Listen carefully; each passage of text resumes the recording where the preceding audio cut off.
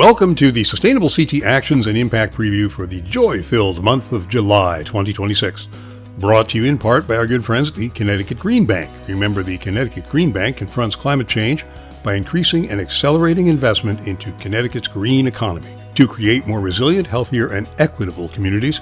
And we are oh so glad they do. Visit them at ctgreenbank.com. We want to thank everyone for helping us spring into summer last month. We held our 2026 Spring into Summer celebration at the Hillstead Museum in Farmington on June 11th. And it was a stellar event thanks to all who participated, the towns and cities, the sponsors, the exhibitors, the project leaders, the speakers, everyone. In addition to the speeches, there was a heartwarming abundance of networking, conversation, goodwill, and laughter. Yes, a truly pleasurable experience. Take a look through our event program for additional information about the Spring Certified Municipalities, exhibitors, Sustainable CT Fellows, sponsors, and more. A video of formal remarks is available on our YouTube channel, and you can view still photographs of the entire event on our Flickr album. And let's not forget why we were there. A hearty congratulations once again to our Spring Certified communities, Bronze Certified Bloomfield, Branford, Clinton, Cromwell, and Westbrook, and Silver Certified Bridgeport, Preston, and Woodbridge. Keep up the great work. We're very much looking forward to seeing all of you at our annual awards celebration in the fall. In Elements this month, join our July coffee hour to learn how and why your community should electrify lawn care and landscaping equipment. That's right, activities on this topic may earn points for your next Sustainable CT certification submission under Action 3.11.5, Implement Green Grounds and Maintenance Programs. Remember, you can join Sustainable CT for virtual informal discussions most third Thursdays of each month. We share program updates and resources, explore your questions, and strengthen the network of Sustainable CT champions. Yes, we do. These sessions are free and open to all. For your edification, your enlightenment, and your entertainment too, it's The Impact, a Sustainable CT podcast. Oh, we have fabulous fellows. Yes, we do. And this fun and interesting show features two of them, Grace Tuno and Natalie Crowley. We learn how they came to the program, what they hope to accomplish, what they think about sustainability, about politics, about life, and how they see the future. They'll be joined by our equally fabulous Fellows Program Coordinator and guest producer for this episode, Lily Adamo. And just to make things really exciting, Sustainable Communities Fellow Extraordinaire, Katie Meter, takes over the host chair. About that. Yes, it's wall-to-wall fellows this month on The Impact. Don't miss it. This month's episode of The Impact will be available on July 15th at sustainableCT.org and wherever you get your podcasts. In the Community Match Fund this month, they're shining a light on truth in Fairfield. Many people are not aware that slavery existed in the northern states, let alone in Fairfield, Connecticut. In fact, slavery was common in the early 1700s and 1800s in the Northeast, and Connecticut had the largest population of enslaved people of all the New England states. And Fairfield had the largest enslaved population in Connecticut. Go figure. Extensive research has identified 5 sites of historical importance to Fairfield, all of which are located on property owned and maintained by the town. By installing informational signage at each of these sites, Shining Light on Truth seeks to educate the public about the role of enslaved families and other people of African descent in Fairfield's history. Come on, shine some light. Our no-cost assistance partner of the month is Preservation Connecticut. As the statewide nonprofit for historic preservation, Preservation Connecticut provides municipalities with technical assistance for historic buildings. They can provide support regarding underutilized historic resources, identifying and documenting properties in your municipalities, and using preservation tools, including financial resources, to enhance your community. While this technical assistance targets Action 5.5, inventory and assess historical resources, historic buildings can complement other sustainable CT actions, making Preservation Connecticut a helpful resource for a variety of needs. Please do write to us at info@sustainablect.org if you are interested in working with Preservation Connecticut. You know, Sustainable CT, Actions and Impact, and me speaking to you right now, it's all made possible in part by the Hampshire Foundation. The Hampshire Foundation is funding partners who are finding pathways to rapidly reduce greenhouse gas emissions or to help people build resilience against poverty and climate change, which is a very good thing. Visit them at hampshirefoundation.org. Remember, we can't do what we do without you. We don't have a magical unicorn rainbow money tree, no sir, but you can support Sustainable CT's work and mission. Yes, you can. Find out how at sustainablect.org. You'll be glad you did. In conveyances this month, holy sunshine, Batman, solar has overtaken coal in U.S. electricity for the first month of record. Yes, it has. We first read about this in a Titan Energy news update, which is chock-a-block full of great information, so we highly recommend connecting with them. But the original source of this particular piece was Ember, another great resource. And no matter the source, this information is great news and worth sharing.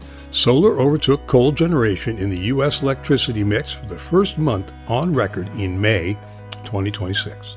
Solar supplied a record 12.8% of U.S. electricity, while coal fell to 12.2%, its fourth lowest monthly share ever.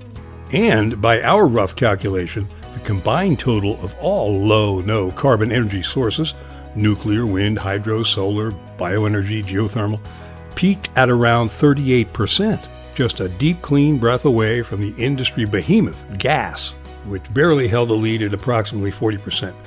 We can do this. In other news, the Connecticut Department of Energy and Environmental Protection, that's DEEP to you and me, has updated information available on funding opportunities, public comment periods, program announcements, tools for municipalities, employment opportunities, and more. I tell you more. Take a look there. Another great read, the Long Island Sound Partnership's June Sustainable and Resilient Communities newsletter contained valuable funding and grant info, upcoming event dates, and featured resources. Take a look and sign up to stay in the loop monthly. The New Canaan Community Foundation awarded more than $1.25 million through 100 grants to 97 local nonprofits across 5 areas: arts, culture, and community resources, health and behavioral health, human services, seniors and special needs, and youth and education. Is that 5? Wow, I don't know. These grants support everything from general operating and programs to capital campaigns and long-term capacity. Very cool. Project Drawdown asks the question, what story do global greenhouse gas emissions tell? Really? Data are a powerful tool for answering tough questions, and Project Drawdown senior scientist James Gerber digs deep into the data, using charts and graphs to elucidate 5 key trends for where the world is at in tackling society's greatest challenge. Check that out. According to the Connecticut Council of Small Towns, COST, there are a significant number of environmental laws going into effect in the areas of aquatic invasive plant species, abandoned vessels, boating regulations, lake boating fines, and wildlife protection. You can download the Office of Legislative Research report, Acts Affecting Environment, for a complete list. As Connecticut pushes for more solar power, the state is increasingly forced to balance renewable energy goals against the protection of forests, wetlands, and farmland. Or so writes Jordan Nathaniel Fenster in CT Insider. I think that might largely be a false choice propagated by the fossil fuel industry myself, but by all means, let's have that conversation. In our chronology section, where time waits for no man, it may feel like the middle of a 1,000-degree summer, but our fall certification deadline is coming up soon, August 18th. If you're working toward certification in your community, take a look through our archives. They include reports from communities that have successfully achieved Sustainable CT certification. You can also visit the Participating Communities map to view each town's most recent certification report. See what worked for them as a guide to action for your own community. Help and resources are available for longer-term planning and future prospects as well. Access opportunities for funding. Take advantage of our no-cost assistance programs.